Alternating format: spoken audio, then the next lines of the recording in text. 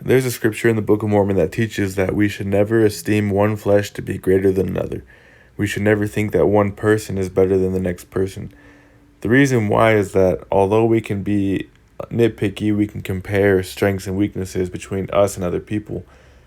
If you're going to make a graph of strengths and weaknesses, and then all of a sudden, as a data point, you have to include God's strength, all of a sudden that graph gets blown so far out of proportion that even the greatest human compared to the least of all humans will be in the same exact point, at least as far as that perspective goes, because of how far the graph will be blown up out of proportion of what we think is a realistic and reasonable comparison. Compared to God, none of us are really anything significant.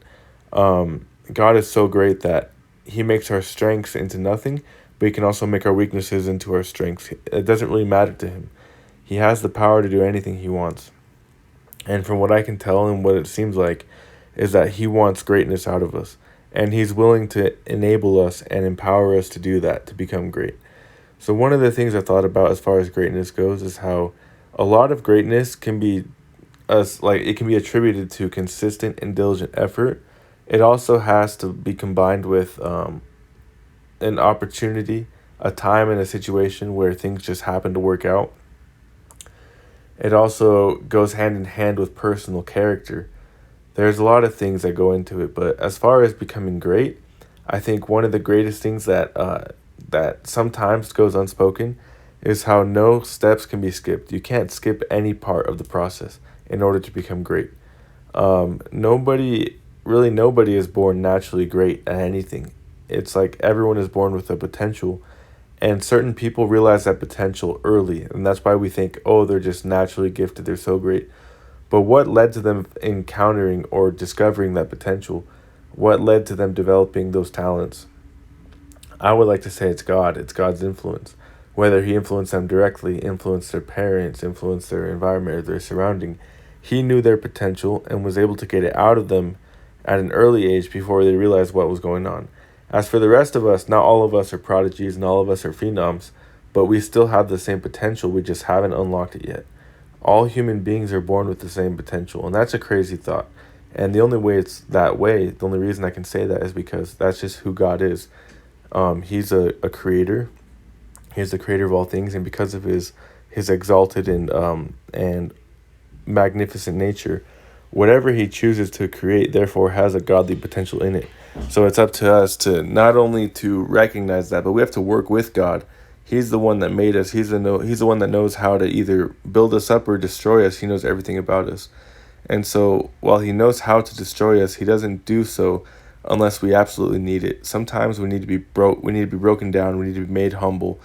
And through that breaking down process is how the only thing that really needs to be learned, that lesson, is that we are nothing and God is everything. God is greater than us.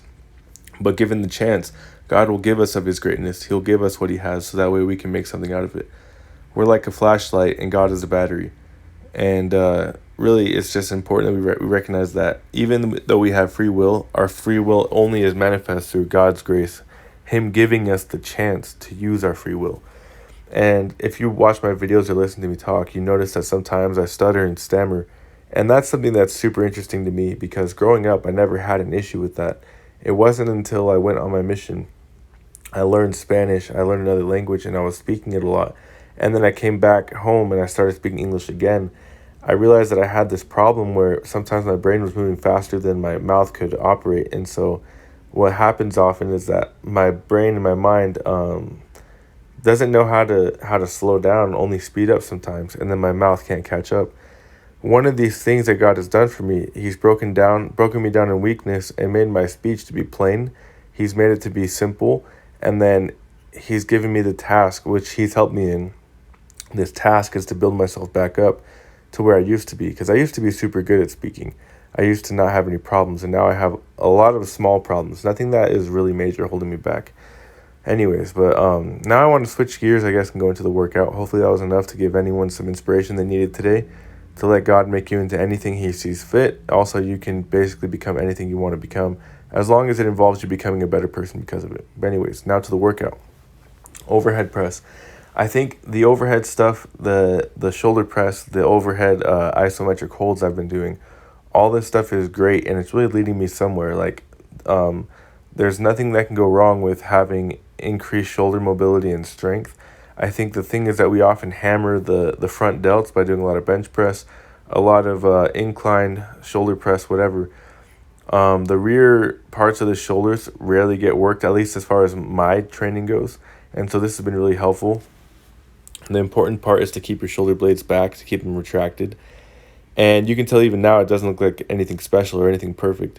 You can see how the bar wobbles back and forth, left to right, up and down. And the reason why, I think, is because of the inefficiencies in my shoulders. Like, because some muscles are weak and underdeveloped, my shoulders have developed a path and range of motion that is just most efficient, I guess. My body has adapted and found ways to make the work more efficient to avoid exposing those limitations I have. So now I'm trying to work through my mobility issues. I'm doing so with this weight.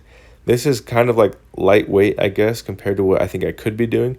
But it's just where I'm at right now. My shoulders don't really allow much more than this. As far as if I want to keep a strict form, if I want to keep my form intact, this is basically what I have to do. And this is what I'm pushing right now. As far as squat and deadlift, those are also two great exercises that improve shoulder mobility. And those aren't things you think about really, but think about the deadlift, the points of stress and strain where you're holding the bar in your hands while you're performing a back and hip exercise. Your shoulders have to be, they're connected to your back, obviously, and your back is connected to your hips, so everything is interconnected, right? So while you're doing a deadlift, you're also strengthening your shoulders, but you have to do so in a safe and, I guess, in a good way. The reason why, like, people don't think of it as a shoulder exercise is because people don't often associate, like, they don't associate results from indirect causes. They can just say, they can examine and objectively determine the direct causes. But look here, so I've been working really for a long time now on trying to improve my form. And it's hard to notice, but I try and do my best to keep my shoulders from going forward too far. But I think it's just because of my underdeveloped back that it's not really noticed. You can still see how my shoulders are ahead. I like them to be back more, but I feel like where my body is naturally right now, it won't be possible. But that's why I'm going to continue working on my upper back and shoulder strength.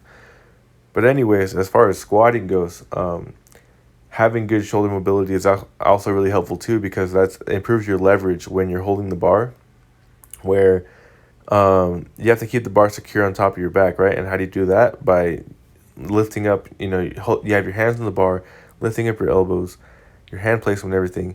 It's all relative to your shoulder mobility. So the best hand placement will come once you've mastered your range of motion in your shoulders. So these are all things that people tend to not think about, but I try and be mindful of. As far as a deadlift goes, I think one important tip I've learned recently is not to be sitting too far back, not to have your chest too far up when you start, but to have your chest almost parallel with the ground when you start. It actually helps a lot with the leverage. I think it's just naturally how my body at least does it. I don't know if everyone else is going to experience the same thing. These, like, I do sumo deadlifts, but these are not the same as the ones you see on Instagram and TikTok. These are, like, I think a little bit more modified. I have my stance slightly more narrow, but, like, way wider than conventional. And the reason I do this is I can get partial benefits from both ranges of motion. But I like to think that this is working the outside of my hips as well as my lower back. And it involves a lot of stability, right? Because the wider you go, the more open your hips are, the more your hips are vulnerable to strain. So it really focuses on improving stability and strength in the hip muscles.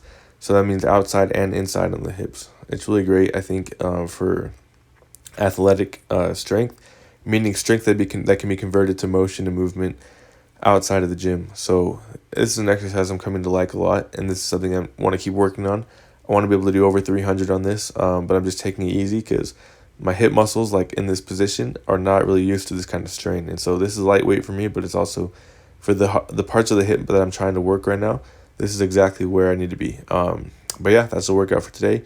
Thank you to anyone who watched all the way through. Hope you have a great day. God bless. And keep following for more content. Hopefully, as I get going, the stuff will get better.